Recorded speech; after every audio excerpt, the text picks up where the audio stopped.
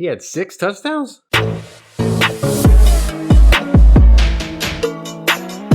What's going on, y'all? This is Ross Jackson of the Canal Street Chronicles. Thank you so much for taking the time to join us for another week here at What Just Happened. The Saints coming off of a big win against the Minnesota Vikings, 52-33, off of 6 rushing touchdowns by Alvin Kamara, an incredible record-setting day by the New Orleans Saints running back. And now they're traveling to the Carolina Panthers to once again wrap up the season against the division rival. This is going to give the Saints a chance to be the first team ever in the existence of the NFC South since the expansion to completely sweep the division. So an important game here because not only does it essentially help the Saints get into the history books, it also puts their best foot forward in terms of potentially getting back to the number 1 seed or at least giving themselves the number 2 seed in the NFC. So let's go ahead and break it down a little bit. The Saints with, again, 6 rushing touchdowns from Alvin Kamara, but 7 total rushing touchdowns against Minnesota. We're not going to focus too much on the Minnesota game because we're already later on in the week here, but also we all know the performance that they had up against those guys, up against those Minnesota Vikings, eliminating them from playoff contention,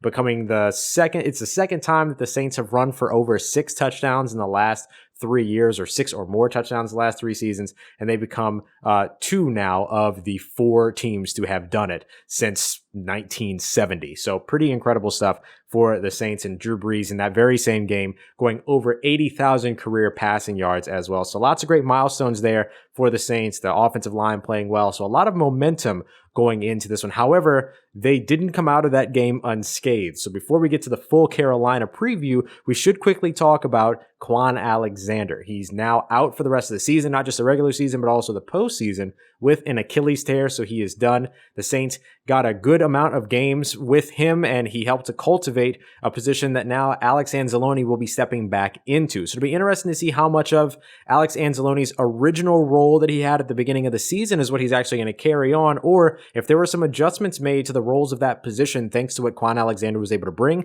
and can Alex Anzalone step right into that? So that's how this role might be a little bit different, and especially it's going to change with the players that are around him, because CJ Gardner-Johnson unfortunately added to the COVID reserve list, so there are a couple of different versions of what that could mean for him, all of which amount to him not being available against the Carolina game unless he tested positive and it was a false positive, but usually you would have already heard about that, so it doesn't seem to be what the case is for CJ. So if he is somebody that tests positive but is asymptomatic, then that would mean that he would be out for 10 days and then would have to test negative a couple of times before he would be able to come back. So that's one important thing to take a look at. That would mean that he could come back right in the middle of wildcard weekend, essentially on the Saturday, January 9th. So worst case scenario is that he misses. Another case would be that he still comes back, but he's not able to practice. If he is somebody that was deemed a high-risk close contact, then that would mean that he has 5 days that he'll have to stay out as long as he continues to test negative during that time.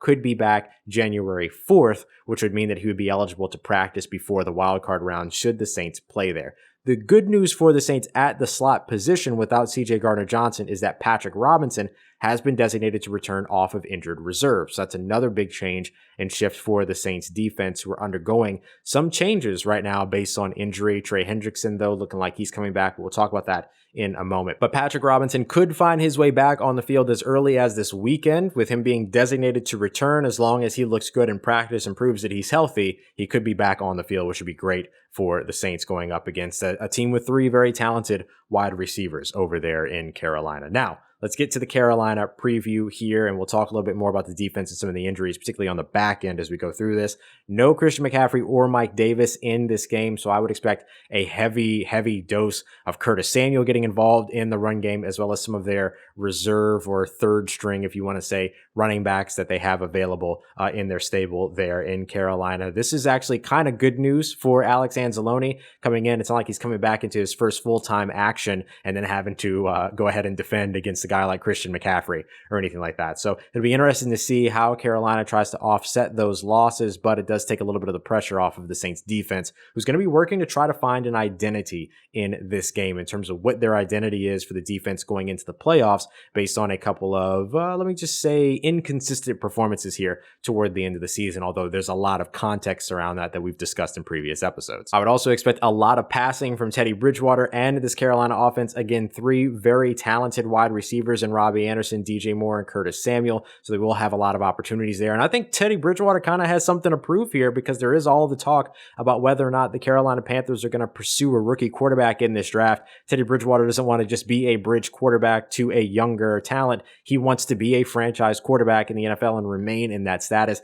Here's an opportunity for him to go out on a high note with a team that is also in and of itself trying to establish a winning culture. One of the ways they're going to be able to do that is by winning this game against the Saints. So I don't think that Carolina is going to come into this game sleeping at all. They want to win this matchup, and the Saints will have to address that and be ready to play accordingly. And they get a big boost in that category thanks to the offensive line and defensive line, both looking like they're going to be healthy for the first time in a few weeks. Malcolm Brown coming back after missing 3 games looks likely now that he's been elevated to full participation in practice as of Thursday. Trey Hendrickson, who missed last week, looks like he's on his way back as well. And then you also have Nick Easton and Andrus Peat, who both missed last week, who were healthy and elevated to full participation throughout the practice week here ahead of the Week 17 matchup. That's good news for the Saints, who will want to win this matchup in the trenches. Something to look for when it comes to Carolina's defensive line is the potential that they won't have Brian Burns, a very talented young edge rusher and special teamer for that team, does a little bit of everything for Carolina, and he is not practice either Wednesday or Thursday so far this week. One of the big things I'm going to be watching for over on the Saints side is exactly how much production, how many opportunities as well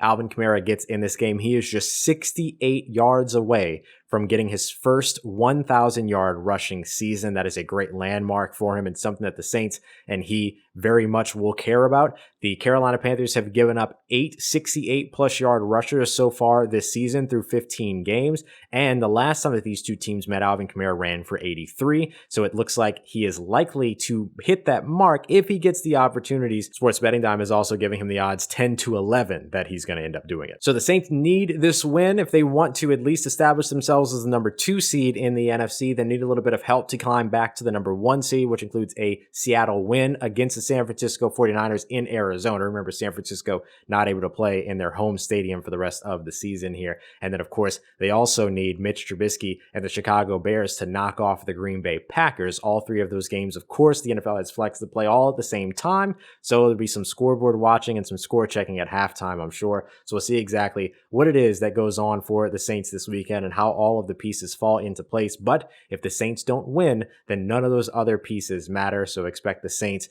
to start their starters, because as Coach Payton mentioned, they're still very much playing for the number 1 seed. And again, that win for the New Orleans Saints is going to be the one piece of that they can control. As always, we appreciate you tuning in here weekly for our What Just Happened series here at the Canal Street Chronicles. Don't forget to check out canalstreetchronicles.com. Go ahead and like, subscribe to the videos here on YouTube, and don't forget to drop a comment below. Let us know what your score prediction is for the Saints going up against the Carolina Panthers. I'm going to take the Saints to win this one. The last time I saw a spread, -6.5. So they're really highly anticipating the Saints to win this one. I think it might be a little bit closer than that, especially if the Saints end up being able to rest starters at some point in the second half. We appreciate you for being here very much, and we will see you next week as the Saints march their way into the playoffs.